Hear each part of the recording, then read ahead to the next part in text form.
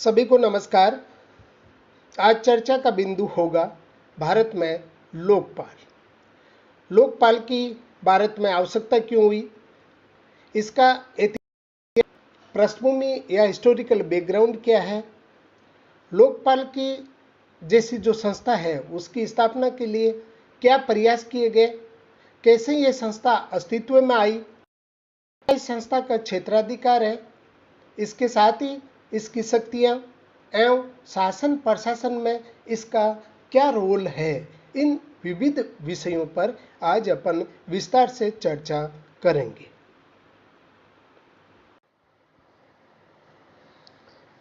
भारत में लोकपाल, सर्वप्रथम हम इसकी पृष्ठभूमि को देखने का प्रयास करेंगे। भ्रष्टाचार या करप्शन आज एक ग्लोबल प्रॉब्लम या समस्या है। दुनिया का कोई भी देश इस प्रॉब्लम या समस्या से अछूता नहीं है। करप्शन के निवारण एवं सोशल इकोनॉमिक डेवलपमेंट के लक्ष्य की प्राप्ति नागरिकों की जो शिकायतें हैं उसके त्वरित निवारण या निदान पर निर्भर करती है।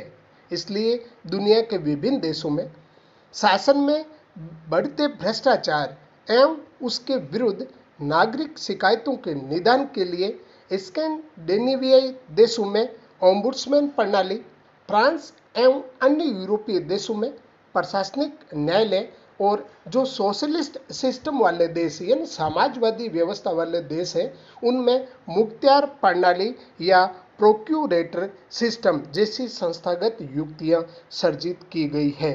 यानी कहने का मतलब है कि वैश्विक स्तर पर जिस प्रकार से शासन प्रशासन में भ्रष्टाचार बढ़ता जा रहा है, उस भ्रष्टाचार को रोकने और सोशल इकोनॉमिक डेवलपमेंट या विकास के लिए ये जरूरी है कि इस करप्शन को रोका जाए। साथ ही नागरिकों की इसके विरुद्ध जो शिकायतें हैं उसका त्वरित यानी तुरंत निदान होना चाहिए और इसके लिए विश्व के विभिन्न देशों में जो संस्थाएं स्थापित की गई है, जैसे स्कैंडिनेवियाई देश मुख्य रूप से जहां पर ओम्बुड्समैन स्थापित है, उत्तरी यूरोप के वो देश जिसमें स्वीडन, डेनमार्क और नॉर्वे जो कि स्कैंडिनेवियाई जो प्रायद्वीप के भाग है यहाँ पर ओम्बुड्समैन प्रणाली है। वहीं फ्रांस और अन्य जो यूरोप के कंट्रीज हैं वहाँ पर प्रशासनिक न्यायालय जो प्रशासन के विरुद्ध शिकायतों का निदान करते हैं और साथ ही जो सोशलिस्ट समाजवादी देश जहाँ पर समाजवाद को अपनाया गया है, चाइना हो, रूस हो या अन्य क्यूबा वगैरह देश हो, वहाँ पर मुख्तियार प्रणाली या प्रोक्यूरेटर सिस्टम को जैसी संस्थाएं अपनाई गई है और इसी परिप्रेक्ष्य में भारत जैसे देश में ओम्बुड्समैन का जो संस्करण अपनाया है वो लोकपाल और राज्यों के अंदर लोकायुक्त के नाम से पुकारा गया है।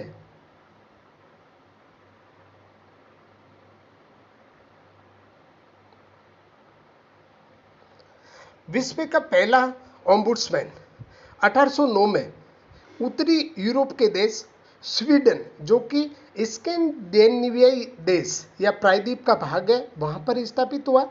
ओम्बुड्समैन स्वीडिश भाषा का शब्द है जिसका शाब्दिक अर्थ है जन शिकायतों को सुनने वाला। भारत विश्व का सबसे बड़ा लोकतांत्रिक देश है और किसी भी लोकतांत्रिक देश में सरकार के लिए ये जरूरी है कि शासन में पारदर्शिता, खुलापन और साथ ही जवाबदेहिता को सुनिश्चित किया जाए। यदि लोक सेवक जनता की अपेक्षाओं के अनुरूप यानी जो जन इच्छा चाहती है उसके अनुरूप काम नहीं कर रहे हैं और जनता को उन प्रशासनिक अधिकारियों से किसी भी प्रकार की कोई शिकायत है तो उन शिकायतों के निवारण या निदान के एक सिस्टम या तंत्र के रूप में एक संस्था होनी चाहिए और ऐसी भारत में 1960 के दशक के शुरू से ही मांग की जाने लगी है।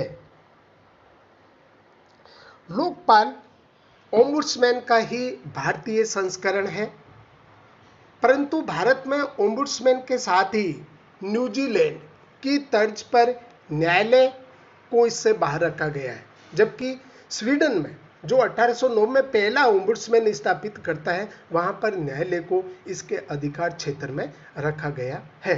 लोकपाल शब्द 1863 में हमारे जोधपुर राजस्थान के प्रसिद्ध विधिवेत्ता लक्ष्मीबल सिंघवी ने इस शब्द को दिया था, ये ध्यान रखना।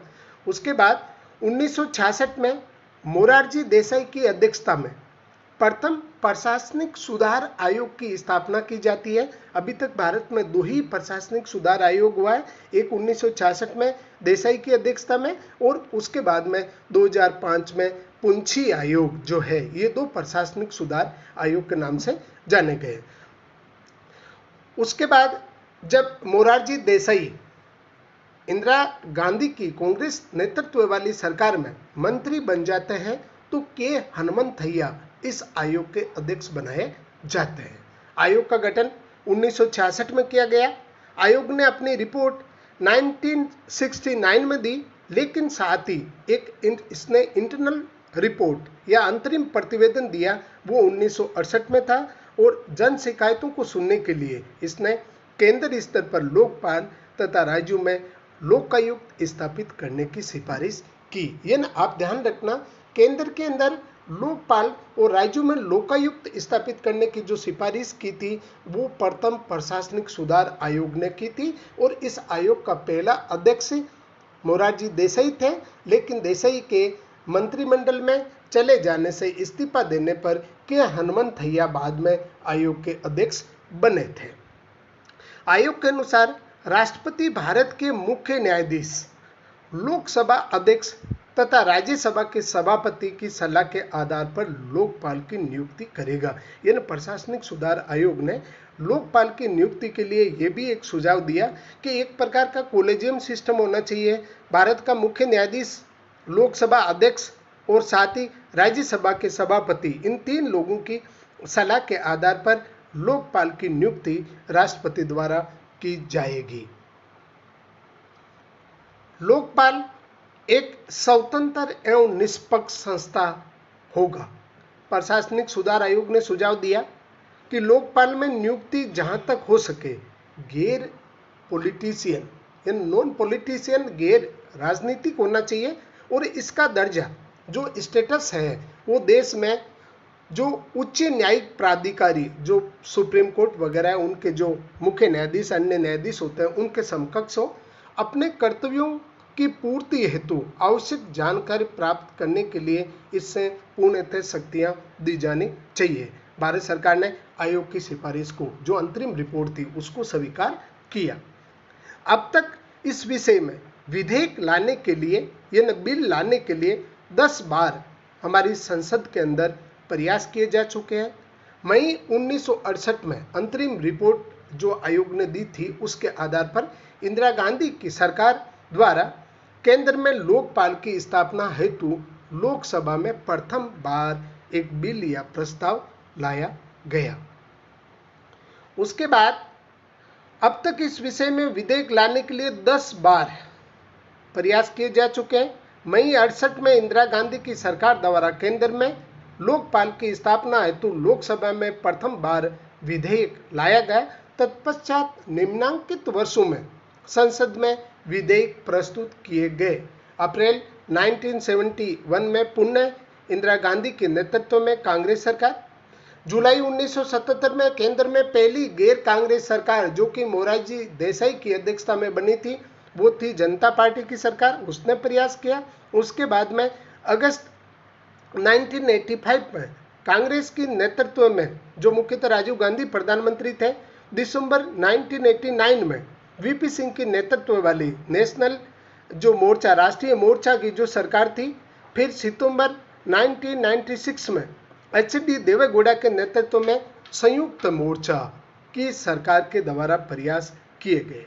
अगस्त 1998 में अटल बिहारी वाजपेयी के नेतृत्व में जब एनडीए की सरकार बनी तो अटल जी के नेतृत्व में भी एनडीए की सरकार द्वारा ऐसा प्रयास किया गया।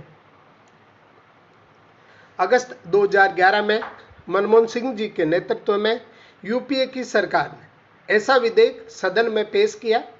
इन 9 बार के विधेयकों में प्रथम 4 जो विधेयक है वो लोकसभा के विघटन होने पर, और 5वां विधेयक सरकार द्वारा वापस लेने पर, और छठा 7वां विधेयक भी 12वीं एवं 13वीं लोकसभा के विघटन के कारण से निरस्त हो गए।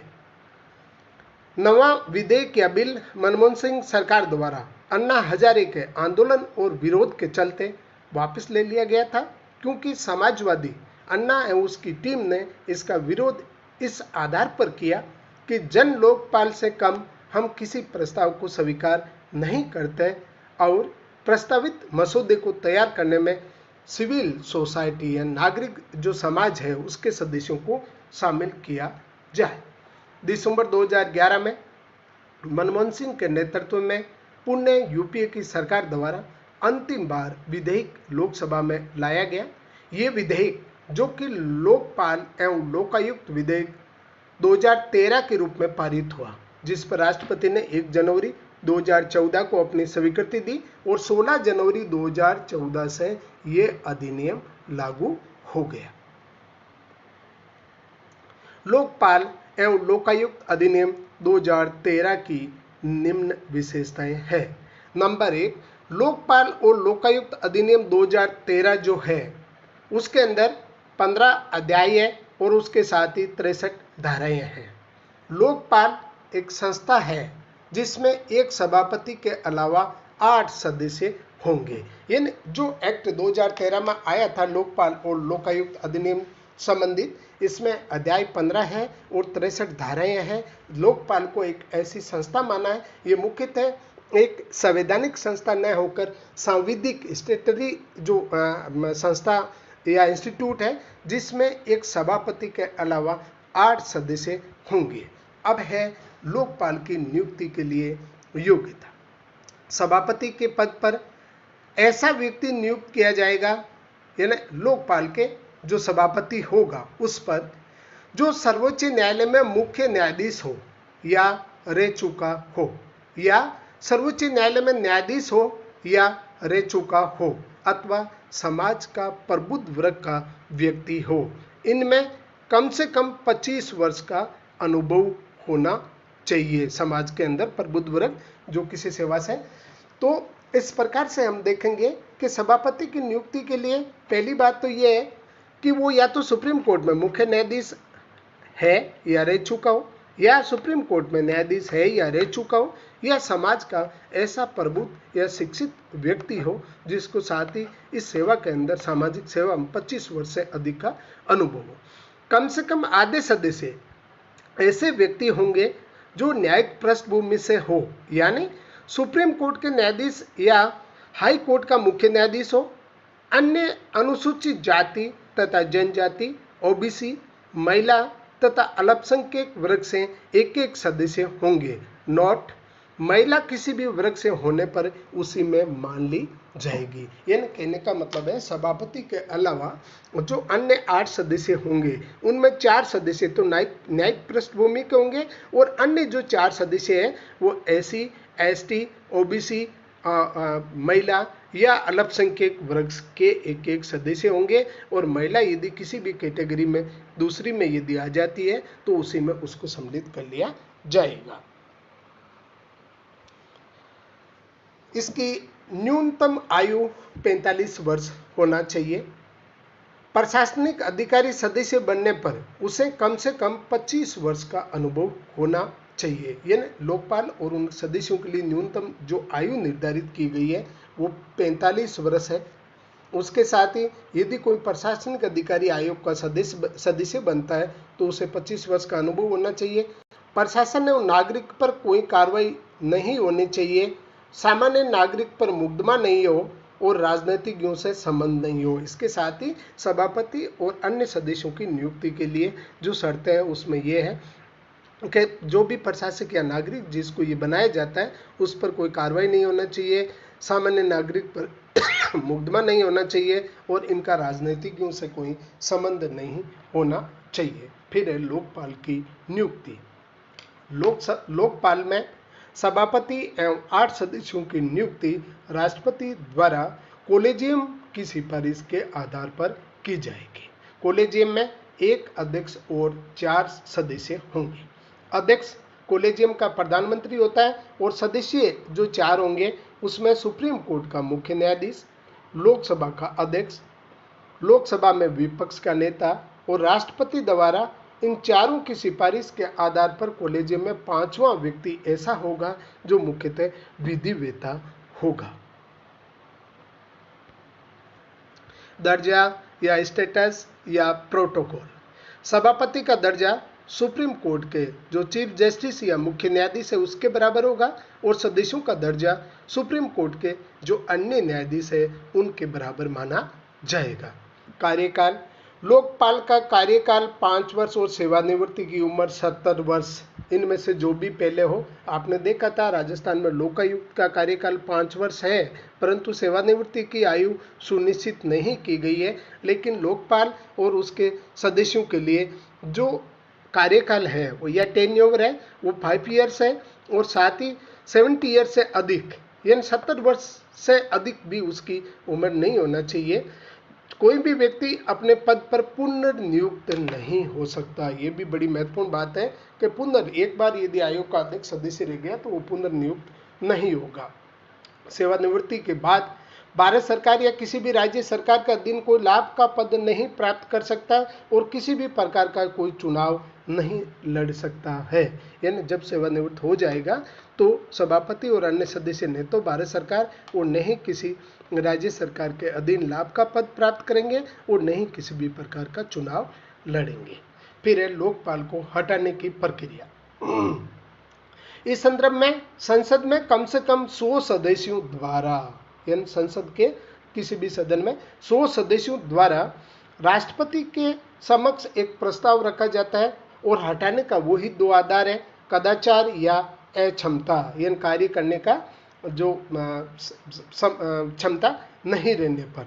ऐसे ही यदि प्रस्ताव में आरोप लगाया जाता है तो राष्ट्रपति सर्वोच्च न्यायालय से इस प्रस्ताव की जांच करवाते हैं। पहली बार संसद के 100 सदस्य अक्षमता एवं साथ ही कदाचार के आधार पर राष्ट्रपति के समक्ष ऐसा प्रस्ताव लाएंगे कि लोकपाल या किसी सदस्य को इस आधार पर हटाया जाए, तो राष्ट्रपति ऐसे प्रस्ताव की सुप्रीम कोर्ट से जांच करवाएंगे और आरोप सही पाए जाने पर राष्ट्रपति उन्हें हटाते हैं। जांच के दौरान राष्ट्रपति उन्हें निलंबित भी कर सकते हैं। फिर है लोकपाल का क्षेत्राधिकार। निम्न पद लोकपाल के क्षेत्राधिकार में आते हैं।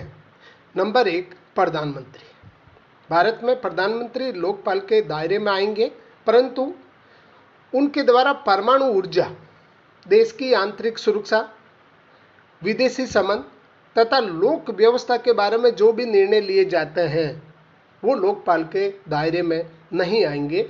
नंबर 1 परमाणु ऊर्जा पे, फिर आंतरिक सुरक्षा पे, विदेश संबंध पे और लोक व्यवस्था पर जो निर्णय लिए जाते हैं वो लोकपाल के दायरे में नहीं आएंगे। केंद्र सरकार के सभी मंत्री एवं पूर्व मंत्री यानी केंद्र के जो वर्तमान मंत्री है साथ ही जो पूर्व मंत्री है वो भी इसके दायरे में आएंगे। सभी वर्तमान सांसद और पूर्व सांसद, अखिल भारतीय सेवाओं के सभी अधिकारी और साथ ही सेवानिवृत्त भी अधिकारी, केंद्रीय सेवाओं की सभी श्रेणियों के सभी अधिकारी और पूर्व अधिकारी, संसदीय अधिनियमों से स्थापित सभी संस्थाओं के अधिकारी कर्मचारी जो सेवानिवृत्त अधिकारी है वो, विश्व के किसी भी भाग में कार्यरत भारत सरकार के अधिकारी और कर्मचारी भी इसके दायरे में रहेंगे। अधिनियम संपूर्ण देश में लागू होगा तथा सभी प्रकार के लोक सेवक इसके अधिकार क्षेत्र के अधीन होंगे, वे भारत में हो चाहे बाहर हो। लोकपाल की शक्तियां। सीपीसी 1908 में निम्न न्यायिक शक्तियां जो कि लोकपाल को प्राप्त है। नंबर 1 समन जारी करना, सेकेंड शपथ पत्र पर गवाही लेना और गवाही की ऑडियो वीडियो रिकॉर्डिंग करना। इसके अलावा लोकपाल को निम्न शक्तियां प्राप्त है। आरोपित अधिकारी का स्थानांतरण का आदेश दे सकता है, सीबीआई से जांच करवा सकता है, इस दौरान सीबीआई लोकपाल के प्रति उत्तरदायी होगी। लोकपाल के स्वयं के न्यायालय होंगे, 3 माह में उन न्यायालयों में निपटारा करना होगा, अधिकतम 12 माह। दोषी अधिकारी से भ्रष्टाचार की राशि वसूल कर सकता है। इस अधिनियम द्वारा भारत में एक प्रभावी लोकपाल जैसी संरचना सर्जित की गई है, परंतु उसमें कुछ कमियां हैं, जैसा कि लोकपाल खुद किसी भी प्रकार की सजा नहीं देता है तथा लोकपाल 7 वर्ष से पुराने मामले की सुनवाई नहीं करेगा और झूठी और मिथ्या शिकायत पाने पर 1 लाख रुपए का जुर्माना या 1 वर्ष की सजा का प्रावधान किया गया है। यह प्रावधान निश्चित रूप से इस संस्था को कमजोर करने का प्रयास हो सकता है। लोकपाल एवं लोकायुक्त संशोधन अधिनियम 2016 द्वारा कर्मचारियों को प्रतिवर्ष अपनी संपत्ति की घोषणा जो कि अनिवार्य किया गया है। ये कदम निसंदेह कर्मचारियों की आय को सार्वजनिक और पारदर्शी बनाने में एक महत्वपूर्ण या कारगर कदम होगा। यद्यपि लोकपाल एवं लोकायुक्त अधिनियम 2013 जो कि 16 जनवरी 2014 को लागू हो गया, परंतु दुर्भाग्य की बात है कि भारत में 2018 तक लोकपाल की नियुक्ति नहीं हो सकी, क्योंकि इतने शक्तिशाली संस्था के डर से सभी भयभीत हैं। पॉलिटिकल पार्टीज इस मामले को लटकाए रखना चाहते हैं और इसीलिए बार बार ने पहले 10 बार तक प्रयास करना पड़ा। विधेयक जो कि एक्ट नहीं बन पाया, संस्था अस्तित्व में नहीं आई और जब अस्तित्व में आ गई तो उसके बाद में लोकपाल की नियुक्ति नहीं की जा सकी। ऐसे में कॉमन कॉज नामक एनजीओ जो कि लोकपाल एवं लोकायुक्त अधिनियम 2013 को लागू करवाने हेतु सुप्रीम कोर्ट की शरण लेता है और जो 2013 में याचिका दायर की, जिसे कॉमन कॉज बनाम भारत संघ मामले में सुप्रीम कोर्ट ने 2017 में अपना निर्णय सुनाते हुए सरकार से जल्द ही लोकपाल नियुक्त करने को कहा, परंतु 2 वर्ष बीत जाने पर भी सरकार ने इस दिशा में कोई ठोस कदम नहीं उठाया।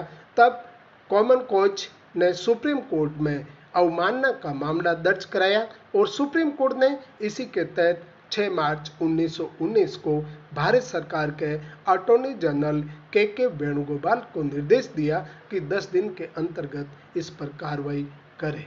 सर्वोच्च न्यायालय की इसी फटकार के कारण 15 मार्च 2019 को प्रधानमंत्री की अध्यक्षता में सिलेक्शन कमेटी या चयन समिति की बैठक होती है और बैठक के बाद इससे पहले एक सर्च कमेटी की बैठक हुई जो रंजना देसाई की अध्यक्षता में फरवरी 2019 में हुई थी।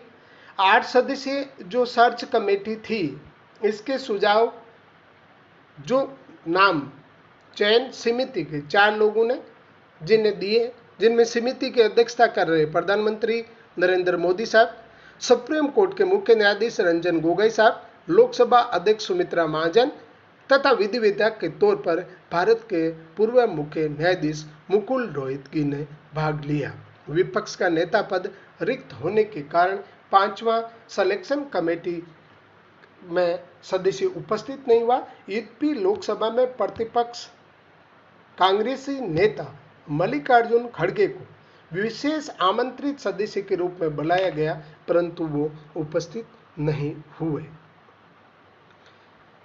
प्रधानमंत्री की अध्यक्षता वाली इसी चयन समिति या सिलेक्शन कमेटी ने लोकपाल में अध्यक्ष एवं 8 सदस्य के नामों की सिफारिश राष्ट्रपति को भेजी और आखिरकार 19 मार्च 1919 को सिलेक्शन कमेटी की सिफारिश के आधार पर राष्ट्रपति रामनाथ कोविंद ने लोकपाल के सभापति एवं 8 सदस्यों की नियुक्ति की, जिसमें पूर्व जस्टिस पीसी घोष को देश का प्रथम लोकपाल नियुक्त किया गया। पीसी यानी पिनाकी चंद्र घोष जो जस्टिस शंभू चंद्र घोष के पुत्र है और जस्टिस घोष कलकत्ता में कानून की पढ़ाई कर कलकत्ता हाई कोर्ट के जज बने और आंध्र हाई कोर्ट के मुख्य न्यायाधीश रहने के बाद सुप्रीम कोर्ट में न्यायाधीश पद से 2017 में रिटायरमेंट हुए।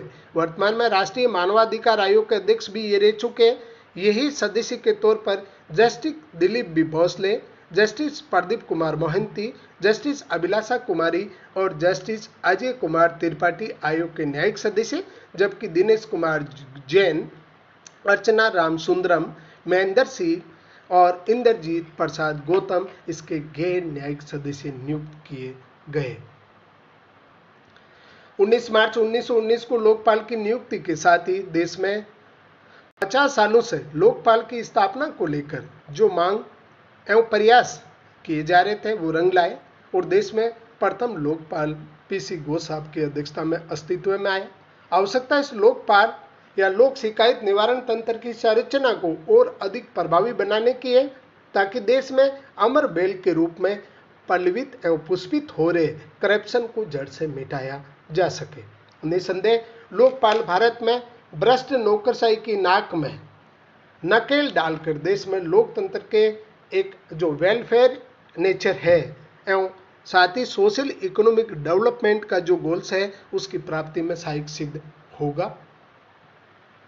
अपन ने लोकपाल की ऐतिहासिक पृष्ठभूमि, भारत में इसके लिए प्रयास, संसद में लोकपाल की स्थापना के लिए लाए गए विधेयकों और उसके बाद में लोकपाल की स्थापना, इसकी शक्तियां, इसके क्षेत्राधिकार, इसकी कमियां और शासन व्यवस्था प्रशासन में इस संस्था की जो उपयोगिता या जो रोल या भूमिका है उस पर विस्तार से विचार किया। धन्यवाद। जय हिंद, जय भारत।